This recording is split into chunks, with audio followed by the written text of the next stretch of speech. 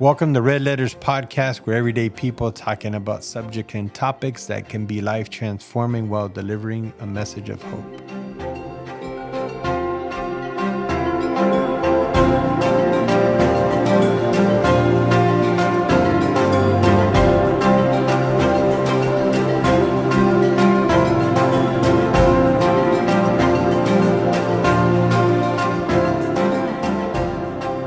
We've been going through the 10 Commandments.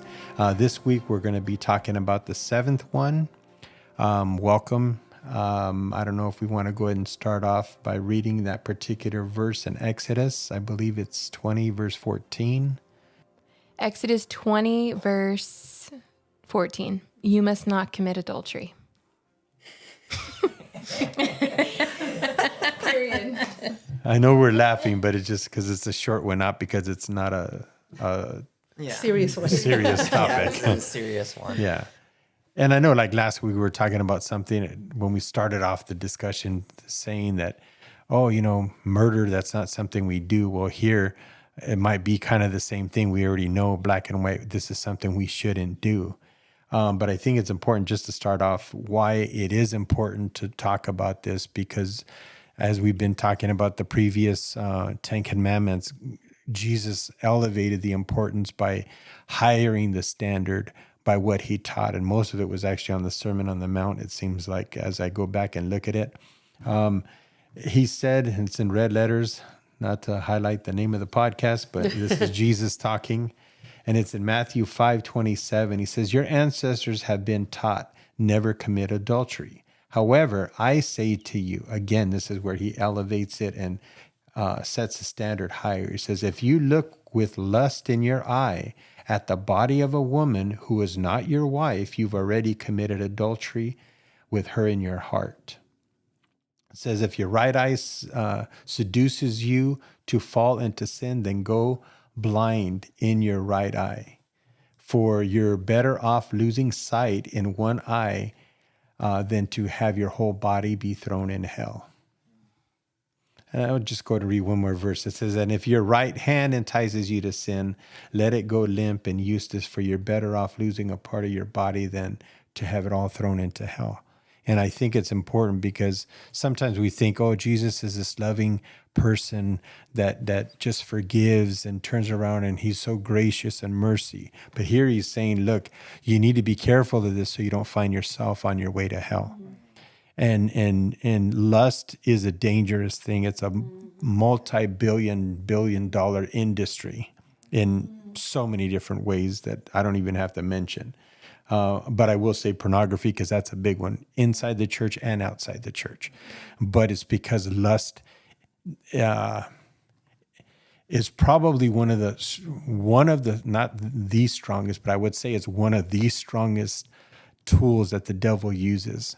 And because it's something that he can get you to do when nobody's around and cause you to do things that you wouldn't do if other people were around, and cause a bondage within you that you could easily find yourself breaking this particular commandment by walking it out in the natural or physically with the opposite sex while being married. And I know that we're saying adultery, meaning a married person with a different married person or somebody who's not married, however that looks. But I feel that you can turn around and be single, not married, but still commit adultery. And why I say that, because you're violating your covenant with God. And I think that that's something we can look at hopefully within this topic as well, because God's a God of covenant. And that's part of, I don't know if, well, I'll go ahead and continue. That's why the perfect picture of when a couple comes together, there's blood that's shed when they have intercourse, because it's a blood covenant. And the importance of that, God puts so much higher than we in America even look at. We think it's just a contract. Yeah. Mm-hmm. We just think, okay, you do your part, I'll do my part, and we'll make this thing work. But once you stop, I'm going to stop. And I don't know how many times I used to say it myself, and then I realized how wrong I was in saying this. In the marriage, I would say, you do your 50%, I'll do my 50%. God saying, no, It's you do your 100% with or without her 100%, and she's required to do her 100% with or without your cooperation. And as you both do that, you'll keep my covenant. But I think covenant is a word that we should probably use or talk about within this topic, because that's what's broken when this act takes place. Well, it's a covenant, but marriage is holy before God. There's a pureness within marriage, and it's an example of how Jesus is the bridegroom and we're his bride. And marriage is an example of what even our relationship should be with Christ. So I think that, we take for granted too that marriage is holy. When I was like looking into this one, it's one of the things I've struggled with personally, since I was like young. And it wasn't until recently, like I can confidently say God set me free, and it's not something that I struggle with. That's why I feel like this topic, I might get a little emotional, just because I know the weight of what this sin causes, not only to other people, but to your body as well. Meaning like you lusting after like pornography, you never, after you're done, you never feel like, oh, I'm better now. No, you feel like, oh, I hate myself. Like, at least for me. And dirty. And dirty, for sure. And it's one of those things that I looked up, like fornication is brought up. It's like one of those religious words. And that Greek word is porneia, which is literally where we get the word for pornography for. And even though we don't physically commit the act, but us playing that little movie in our head is just no different than us doing the physical. And that's why it breaks my heart so much, because America and the world, it's normal. They highlight it too much. Yeah. And it's one of those things, like if you're a guy, it's like, oh yeah, I watch it, and you could just, it's a conversation. And for me, I was like, that's not right. For me at least. And it's one of those conversations I had to have with my wife, because I hid it for her. Even after we're married, I never told her that I struggled with this until like fairly recently. I was like, because this is like before, leading up to like my breakthrough moment. I told her like, this is something I struggle with. And she was like, she knew it was normal for guys to go through it. And I know girls, it's not as common that I know of. I'm not a girl. Well, it's not as talked about. I think it's not as talked It's about. not as talked about. Yeah. Okay. Well, then, It's we're a all in the thing, same though. boat. But for me, at least, me bringing it up to my wife, if it's something you struggle with, that it'll help bring someone to be accountable. And it's out in the open. Even though it's an uncomfortable topic, it's so much, I feel like it did so much good for me. And it almost like was part of the reason why God set me free. It's kind of like me voicing it to someone instead of harboring it. Right. Because adultery and just pornography and lust, it's like one of those things that just eats you up until you feel like you're just trapped in an addiction. And it's a sucky place to be. Yeah. I one thing I do want to say regarding how you were just sharing is that if, I'll just use it this way as an example. If a wife is being trusted enough to hear from her husband she has this issue, don't beat him up over it. And I say that because a few months ago, I was talking to a couple.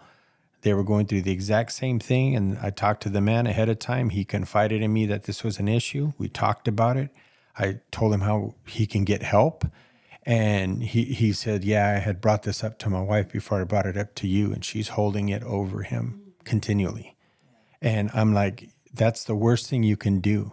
Because one, it's not typical or easy for a man to come out of his cave. But if he does and shares something so heartfelt and wants freedom, and you want to taunt him with that, that's so unhealthy and so ungodly. But are you referring to the adultery, the lust, No. or the... I'm talking about the if somebody's struggling with pornography. Oh, okay. Yeah. Okay. Because maybe I should have Jesus, clarified that. Jesus said that, he took it a little further and says not just the act of it, but it's even the thought of it. Yeah. So when we refer to like even pornography, it's adultery. Yeah. Fornication, it's a form of adultery. Yeah. Right.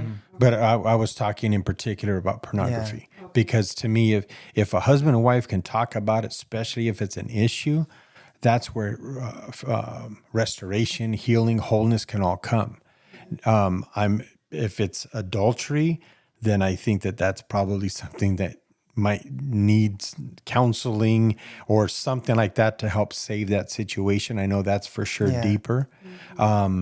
But turning around and like, since we're probably going to be a little more transparent on this episode, I remember when I had committed adultery on my wife, and I turned around and I thought it was okay, and I tried to sweep it under the carpet. And I was in a church service, and God turned around during the worship service and told me, if you don't tell your wife and come clean, in 3 days you're going to die. And I heard the voice like I'm talking to you now. I was scared. I told her as soon as I got to the parking lot, because I didn't want to die. Mm-hmm. And I knew that nobody could have persuaded me that that wasn't God. Mm-hmm. It wasn't the devil.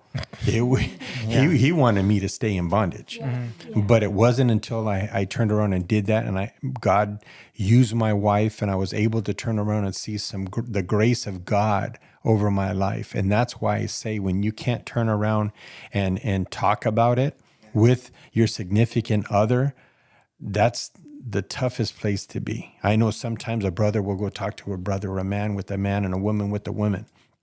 But real restoration and wholeness and a healthy marriage comes when you can talk about those things. Yeah. So I'm highlighting that in the highest way.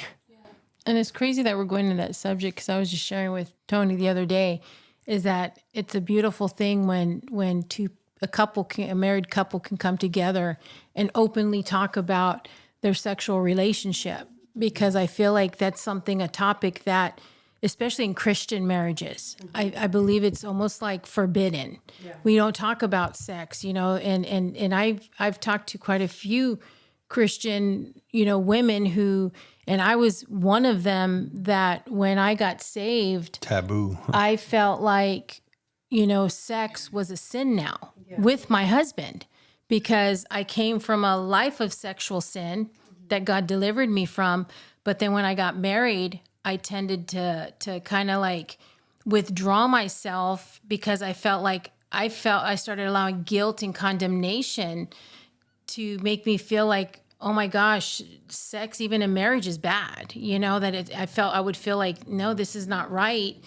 But it wasn't until later on I learned that marriage is holy, and sex is a beautiful thing, intimacy between a man and a woman that brings them together. And I want to say it this way. I know it sounds like everybody's gonna be like, what is this? But there's a relief when you have that intimacy. But it's something that, we need to talk about that more, especially in Christian marriages. And I'll share, actually, there's a story. I'm sorry. I'm going to share this story. We have one married person in the room. I feel like I need to share this story because it I remember his aunt. She might be listening. She invited me to a Bible study. And I was like, a women's Bible study. So I was like, okay, yeah, I'll go. So I go, and to find out, it ended up being like a women's Bible study support group for husbands who were addicted to pornography. So the husbands would go have their Bible study group, getting their counsel and things for being addicted to pornography. And then the wives were kind of like venting and kind of getting their healing. But then some of the stories that I was hearing, these women like, well, my husband asked me if I would do this or that. And I'm sitting there listening to them. And I'm like, well, why don't you do it? I mean, what's wrong with what he's asking, And she's, well, it's just, I'm like, no, seriously, why don't you do it? The Holy Spirit was behind me in a lot of things that I said, but I said it in love. Okay. Maybe I'm saying a little harsher right now, but listen, in that Bible study, listen to me seriously. This is serious. In that Bible, real topics, people, real topics. In that Bible study though, it's because a lot of the times we as women play the victim. But I remember in my marriage early on with Tony, because of the stuff that I was going through, my prayers to God were, Lord, let him commit adultery so I could leave him. And there was things that I was doing to push him away, to fall into sin. So I wasn't doing God's will. I was sinning myself by keeping myself from him. Right. And a lot of the times we as wives don't want to look at, we want to look at ourselves as the victim 100%, but sometimes we could be the one initiating the pushback and initiating, and it's not always like that. Okay. So please don't get me wrong, but most of the time it is a pushback to where we withhold out of anger or certain things, or we come up with our box of a million excuses like, oh, I'm too tired, or I don't feel like it. That's a big one. Or headache, whatever. But in reality, sex is a beautiful thing that we have, that God created amongst a man and a woman to bring us together. And like he said earlier about the blood covenant, that's why women have a cherry and men have, I know. I'm immature. Okay, no. I'm talking about this because, to be honest with you, like, that's something that is something that we don't talk about, right? In right. Christianity. I think though we don't have to go into depth on it right now, but it's true because Paul did say, wasn't it? I don't know where exactly it is, but he says, like, for husband and wives, don't withhold from each other unless you both mutually agree, whether for fasting or something like that. Right. But he says it himself, like there has to be a mutual understanding and an agreement between the two of you for it to be like, okay, we're going to wait. Yeah. Yeah. Right. Exactly. Or else you'll fall into sin. Yeah. So I just want to share, because I'm also a married woman for many, many years. I believe that touching on your, this is me speaking.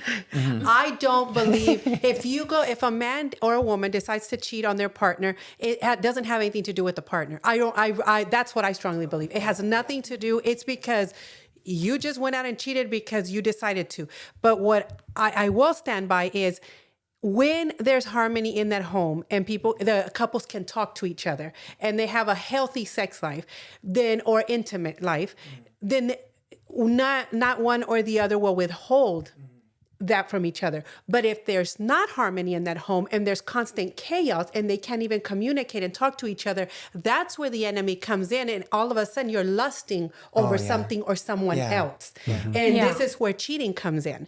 And a lot of times, and this is where withholding from your partner becomes an issue. And it's because it's not so much that you stop loving that person, is that person stopped being present for you. So then when that person is no longer available to you, and what I mean by that is emotionally, financially, like being present in your home, he's off somewhere else, and it's like they don't pay attention to you. So then you, the person that's sitting there, starts to think, well, am I not good enough? And that's why I believe that happens. But I don't believe it happens because a woman is not making herself available to the person. The woman or the man doesn't make themselves available, has to do with the fact that there's something else going on that they're not speaking about in the relationship. Right. No, I agree with that. I agree 50%, but I do believe the other. Mary's talking more on the consummation part. No, I understand but that. She's saying that there's more to it than no, that. I agree with that 100%. As a single person, I agree. But there are times like in my situation, right? Yeah. I pushed it. I pushed that to happen. No, so but- I think it's 50-50 where sometimes it's you're kinda- 100% that, but you're- then there's times 50-50, it's 100%. Well, I'm saying 50-50. No, what you're saying is the result of what she's saying. Yeah.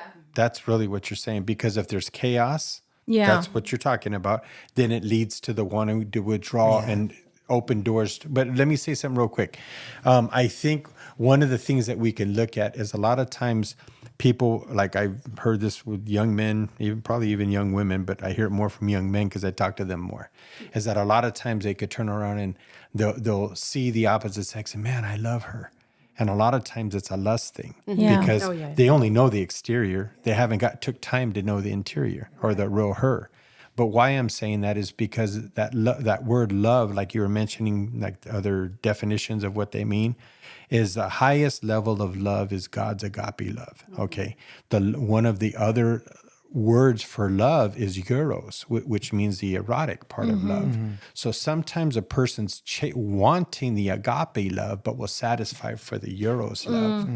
So they did find love, but it's not the correct one. No. Yeah. And it's not in the right environment that God says is healthy.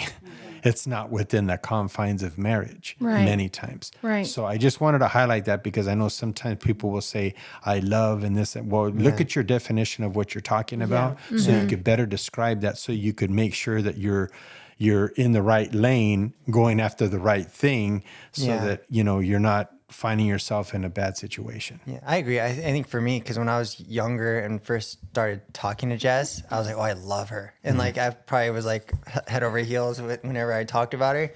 But it wasn't until like maybe like 3 or 4 years till I actually knew like her heart. And that's why I think I would think it's safe to say like you can't really technically love someone until you know them. Outside of like, I would die for a stranger. I'd love them enough, like on a human being level. Like, I love you enough, I would take a bullet for you, even though I don't know. Because that's what, we can do as Christians, because we have that agape love. But I think when it comes to your spouse, like the more you get to know them, that's where you're like, okay, actually, genuinely, I don't care how you might treat me or anything like that, but like I want to selflessly give myself to you and make you happy. And I think that's what love would be. But I think pivoting from all like the sex talk and all this, I was also wanting to bring up how this ties into our spiritual lives with like how it plays in how we're talking about marriage, covenant, and how almost like the Israelites and us, or Israelites and God were in that covenant together. What was the question I was going to ask? How does spiritual adultery like transfer from like almost like how it is in the physical? Like, what does that spiritually look like? Are you talking about flirting? Not flirting, but like, well, I guess it could be kind of flirting, but it's more like when we commit adultery to God. Oh. Yeah. I thought idolizing other idols, right? Yeah. Isn't it? Oh yeah. So okay. Yeah, we did mention that. Well, I think another thing that you could look at regarding like what that looks like to God and how spiritually it looks is you paint the same picture in the physical. If you go head over heels over the opposite sex and you just can't get them off of your mind, and you're consumed with this person, and you don't want to do nothing but talk to them and pursue them with everything, you're in hot pursuit over this person and nothing else matters. How do you think God feels when he's supposed to be sitting on that throne? I think it's still the same picture, but it's turning around, and it's sometimes we think God's so big, powerful, and strong that he don't feel the rejection that we're giving him. Yeah. While we're turning around and looking at this other thing on the side. Yeah. And I think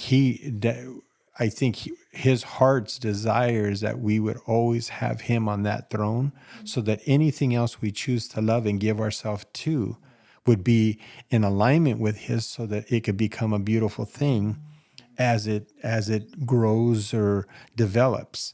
But I think that's why earlier I said whether you're single, you're committing your adultery on God, because it is a real thing. But a lot of times we think it's only for the married person, and it's not true at all. Married, unmarried, young, old, in the middle, whatever you want to call it, don't matter your nationality. Once you turn around and get God off the throne, and he's not who you're pursuing, then you're something took that spot, and whatever that is, you're committing adultery with him over whatever this thing is. It could be a person, it could be your job, it could be so many different things, but it consumes you to the point that you're pretty much rejecting the one who created you. Isn't that one story? What was it, Hosea? That kind of that kind of like That was like God told him in the physical to kind of do what's happening in the spiritual. right, because that was a good example of what you were just saying right now. Yeah. Does that answer kind of what you're I just saying? wanted, because I was fairly comfortable and like knowing from it, but I wanted like to Voice listen it. something. Yeah. So what would you guys say is the purpose of this, though? For not committing adultery. Yeah. It's because because there's a covenant between those two people and God, I believe, is those two people and God before God. And the purpose of it is because God doesn't want anything to come against what he's already brought together. Yeah. Yeah, So- exactly. I think too, it also breaks up the community. Like the family family, unit. because adultery can break marriages, and it happens all the time. So I think it goes like covenant. You break covenant with God and your spouse, and you break up a community as well. That's yeah. what I would. Yeah. I just thought it was agree. important. I know it might be a no-brainer, but I felt like we had to talk about why the purpose is there Yeah. because it, and I've heard this many times that if the family unit and the marriage isn't strong, you can never have a strong community. You can't have a strong city. Yeah. You can't have a strong state. Not if marriages and the family has a breakdown. The home, yeah. That's the pillar that holds up society. And that was part of what God was talking about. Like, hey, I don't want you to do this because it's not going to just destroy your family, but that you, my chosen people, won't have a leg to stand on because of your decisions. So I think that that's something that we could kind of keep in mind as well, that was the reason why he wanted us to have a commitment in marriage, understand what a covenant is, and to understand that it has outside effect or what do you call it? There's another word, I guess, where, collateral damage. That's what I was going to say on our choices. And I just want to emphasize, because we talked about in the very beginning, but just to reiterate, which I think it goes for all the commandments, but specifically talking about adultery, is the importance not to keep it a secret, because there's so much danger in secret sin. I feel like it has a chokehold. I've experienced it myself, where I wouldn't tell anyone anything. And I think it was you years ago where I just sat with you and said, Mom, I'm struggling with this. And at the time it was like, I couldn't stop pornography. I tried everything. I tried doing it myself and I couldn't do it.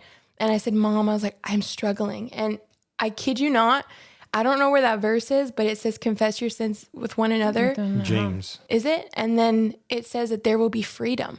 And I kid you not, the moment it came out of my mouth, it was like, I felt like I could breathe again. There is something supernatural that happened where I was like, oh my gosh, this is what it feels like not to be bound by this secret that I felt like and it sounds weird, but I felt like even the enemy had it over me. Like, no one knows. Do you really want them to know? Yeah. They're going to think this of you, blah, blah. And the moment I told you, of course you met me with love, but the freedom I felt from the Lord was indescribable. So there is something so important that when we do find ourselves struggling with that, don't hold it to yourself. There's so much power and freedom in confession with the right people at the right time. God's Spirit led doing it. Don't hold it in. I have a quick question. So if listeners listening to this today, and they did commit adultery, but they've never said anything, and they're fine now, and this was years ago, and they decide to bring it up now, would you recommend that? Like, would you, because I know it hurts the person, but I'm thinking, how much more is it going to hurt the person who they did it to? Yeah. I think it's one of those things that is tough and it will hurt.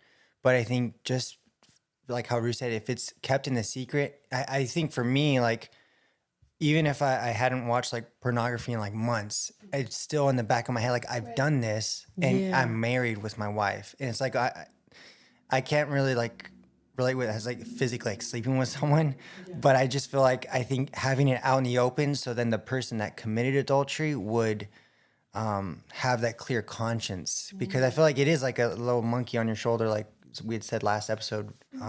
It's just one of those things that kind of like the enemy could use, like, oh, you did this once, you could do it again. You can get away with it. And I don't know. I think that person that wants to bring it up should pray about it and pray for the other person, that they would prepare their heart to receive what they're about to say.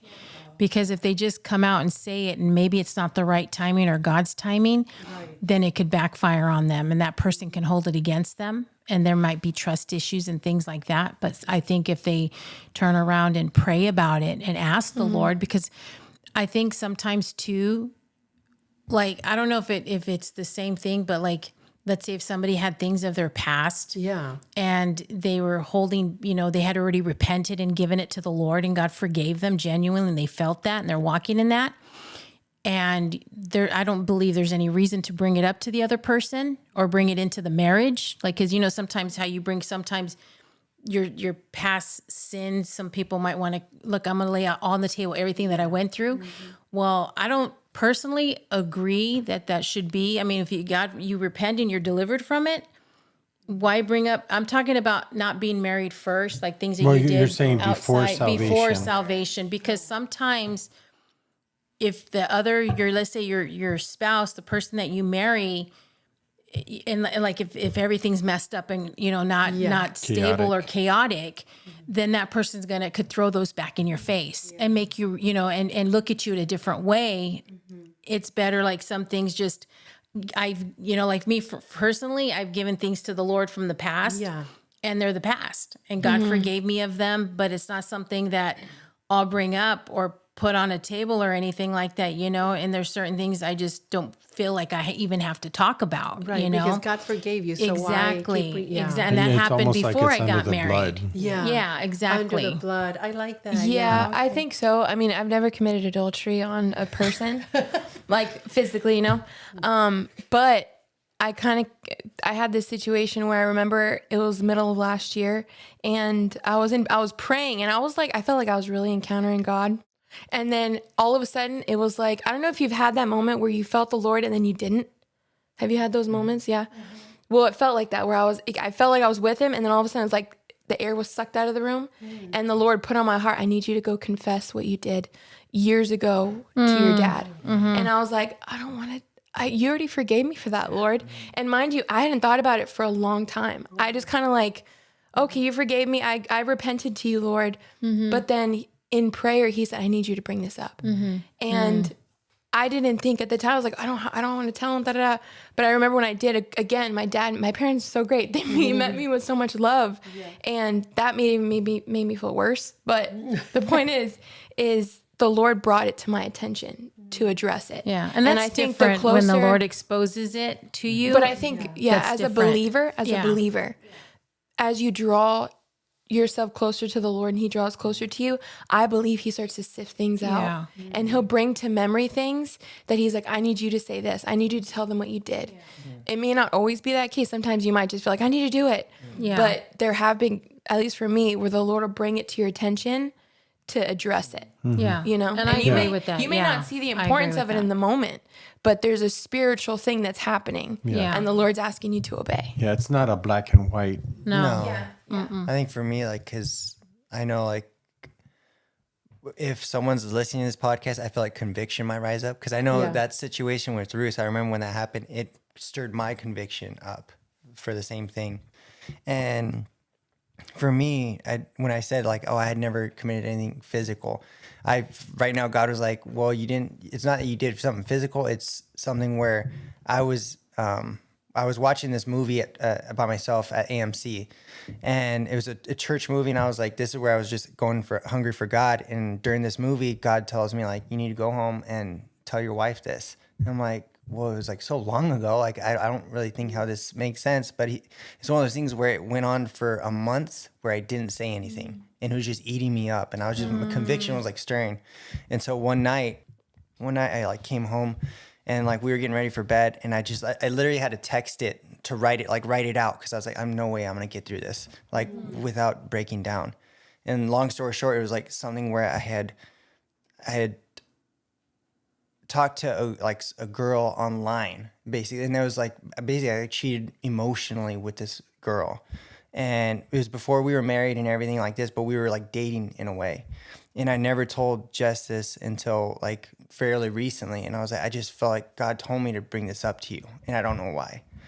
And I think a lot of it was, the reason why was because I was scared of, like, how is she going to think? Like, I feel like I was like kind of somewhat blameless this whole time. And now, like, I have a strike, and I feel like this strike is worthy enough to, like, hey, if you want to quit, we quit, But it was scared, and it was also like pride, like what my image, like also. And so when I told her this, I not told her, I had her read the phone while I was in, like, we were sitting next to each other. And I've been really, God's used Jess to teach me so much about him in so many ways. And usually it's like how God loves me is like how I would love Jess. And I could see myself in Jess. So I can never get mad at Jess, because, like, oh, I'm the same way. We're in the same boat, how I treat God. And I'm not saying I'm God, But in that moment when she's like reading this and I'm just breaking down, I'm like sobbing.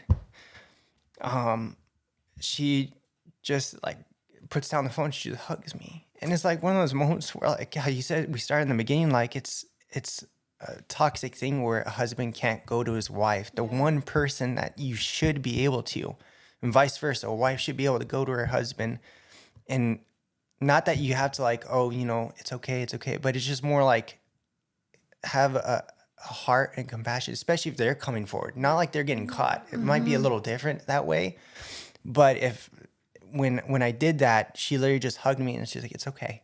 And that was literally, and then the next, and then I was like, is there anything you want to say? He's like, I was just like, almost like, I was like, please slap me or something. I felt like it was, if she let me off the hook, like way too easy. And it was those moments like God showed me again, like, this is how I love you. Like, because so many times when we sin, we fall into pornography, or if we do something we're not supposed to do, we think we have to act right before we can get back into his presence. But it's the complete, like, I still can't understand it, is how, like, I could watch pornography like tonight and then 5 minutes later God's like, hey, come here, like, I'm here for you. But we run away thinking we have to clean ourselves up, but in reality we can't. We can't clean ourselves.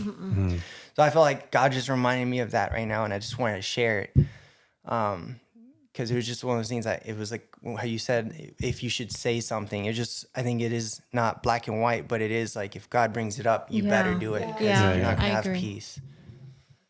Proud of you, son. That's honestly, it's beautiful. And I just beautiful. wanted to point out also, like, that cheating, because it's so awful, when you do it, like, it's not something that happens like, oh, I didn't know what was going to happen. So you understand, like, most of us are adults. Most of us, when we go into the workplace, a supermarket, anywhere, you see when somebody else is talking to you, you know it's not that clean, pure, innocent talk. In that moment, you have to cut it off. In that moment, whatever it is, even if you start lusting over someone, like, oh, like, cut it off, like, because it's not going to lead to anything good. Right. It's not, all it's going to do is open doors that you may not be able to shut. So if you're in that situation where someone's talking to you, and this is really huge, because for some of you who have gone through some stuff in life, and you don't understand what real love is, and you don't recognize it. So you believe that love is somebody doing stuff to you. You believe that love is somebody like taking you out. You believe that love is sex. And it's like, no, it's not. Like, no, it's not. And sometimes you don't get it at home, and you're thinking, well, that person must really think I'm somebody.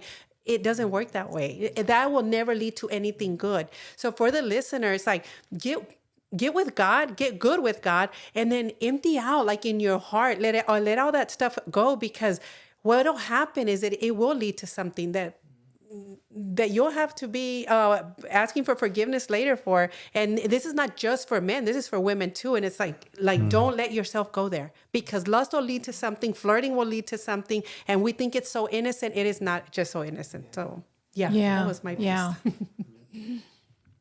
As we're getting ready to wrap up, I don't know if there's any last closing comments, thoughts. I think Mary wrapped it up pretty well. All right. I just want to echo what you were saying, Mary, is that the thought life is the playground that the devil wants you to play in. Mm-hmm. And that's where adultery always starts. It's in your mind first, because you have to conceive it in your mind to think that it could be a reality. And then when that reality presents itself and you open that door, it's because you did first in your mind. If you kept those doors shut and that wasn't something you ever entertained, you won't find yourself ever committing adultery. But it's in your thought life. That's the playground the devil wants you to stay in. With that thought, again, this was on thou shalt not commit adultery. And I know we were talking physically, but then we also addressed how it affects you spiritually, your relationship with God. Maybe after this episode, maybe this is one of those episodes you kind of regret hearing, but to be honest with you, there's freedom in walking out some of what God could possibly be speaking to you to either talk about, discuss with somebody, because there's no point in talk into yourself and think that everything is okay if you have some stuff that you're still carrying. You will never experience freedom without some conversations that need to be had. So with that, we say thank you for joining us this week. We love you, and we'll see you next week.